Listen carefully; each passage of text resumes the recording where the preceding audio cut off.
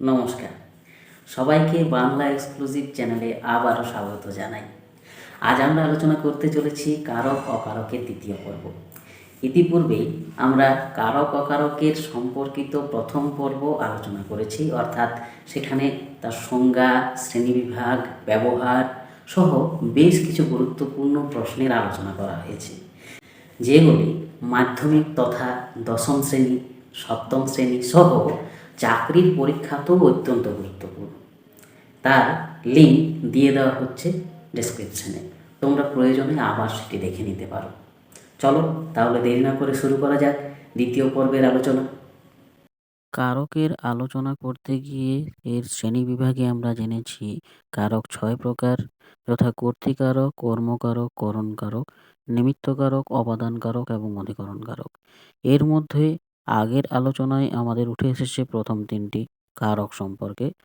আজকের আমাদের আলোচ্য বিষয় কারকের বাকি 3টি অংশ সহ অকারক এবং আরও বেশ কিছু গুরুত্বপূর্ণ প্রশ্ন আলোচনা।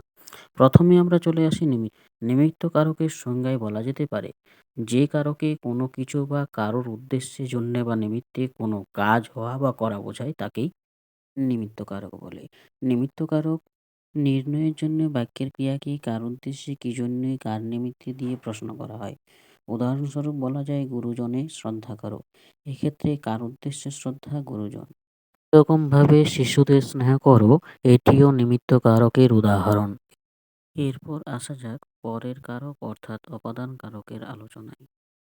আজকের আলোচনা ভালো লাগলে আমাদের ইউটিউব চ্যানেল এবং ফেসবুক পেজটির সাথে যুক্ত হয়ে আমাদের উৎসাহিত করতে ভুলো না। ফিরে আসছি অপাদান কারকে।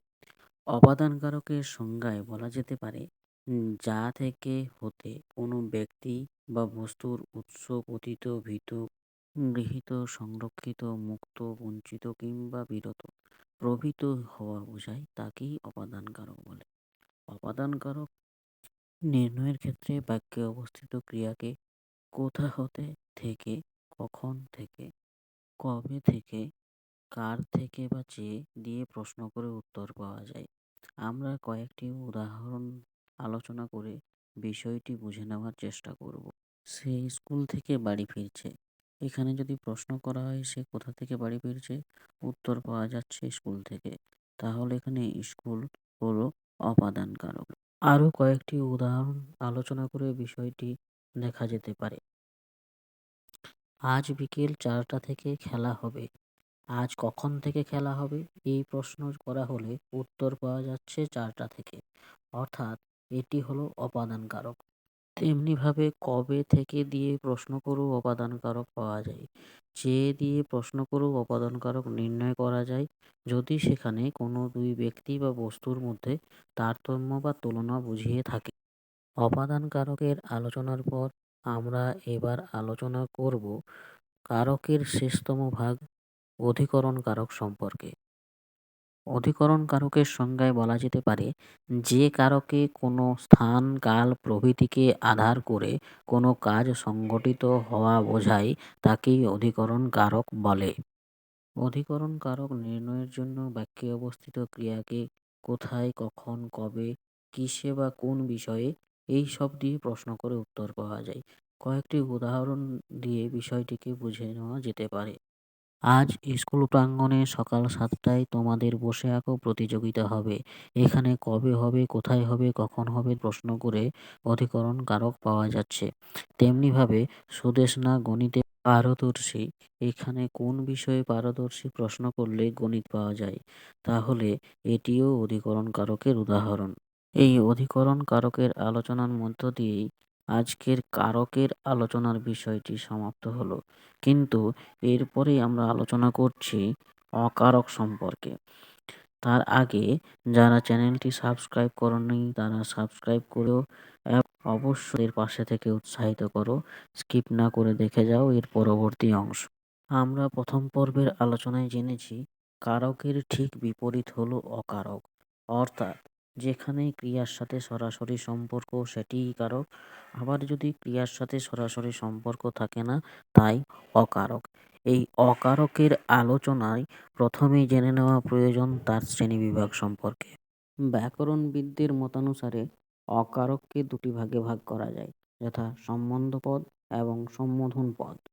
প্রথমেই আমরা আলোচনা করব সম্বন্ধ পদ সম্পর্কে। এর সংজ্ঞায় বলা যেতে পারে, বাক্যে দুটি নামপদ অর্থাৎ বিশেষ্য বা সর্বনাম পদ থাকলে এবং পরের নামপদটির সঙ্গে এর বা রবিভক্তি যুক্ত থাকলে আগের নামপদটিকে বলা হয় সম্বন্ধ পদ। ক্ষেত্রে বাক্যের ক্রিয়াকে কার, কাদের, কিসের ইত্যাদি দিয়ে প্রশ্ন করে উত্তর পাওয়া যায়। কয়েকটি উদাহরণ আলোচনা করে বিষয়টি বুঝে নেওয়ার চেষ্টা করব। যেমন, রামের একটি কলম আছে। এখানে কার একটি কলম আছে? উত্তর, রামের। এটি সম্বন্ধ পদ। তেমনি গ্রামের ছেলে। আমি কোথার ছেলে? উত্তর, গ্রামের। এটিও সম্বন্ধ পদ। কাঁচের গ্লাস বা এই ধরনের কিসের দিয়ে প্রশ্ন করেও উত্তর যেখানে পাওয়া যাবে সেটিও সম্বন্ধ পদ হবে। এরপর আমরা আলোচনা করব সম্বোধন পদ সম্পর্কে।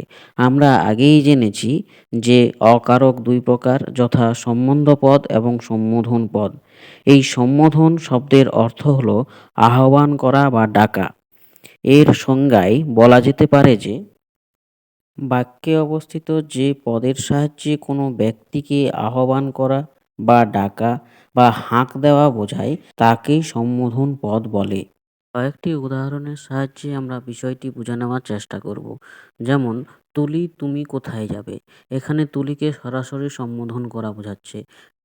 তেমনিভাবেই রোহন কিংবা ওহে এইগুলিও সরাসরি সম্বোধন করা, হাঁক দেওয়া কিংবা ডাকা বোঝাচ্ছে। তাই এগুলিও সম্বোধন পদের উদাহরণ। কেমন লাগলো আজকে? যদি ভালো লেগে থাকে অবশ্যই একটা লাইক করুন এবং ছড়িয়ে দেব বন্ধুদের মাঝে। ওটাই আমাদের অনুপ্রেরণা। যাই হোক, সবাইকে মকর সংক্রান্তি অর্থাৎ পিঠে পুলির উৎসবে অনেক শুভেচ্ছা জানিয়ে আজকের মতো এখানেই শেষ করছি।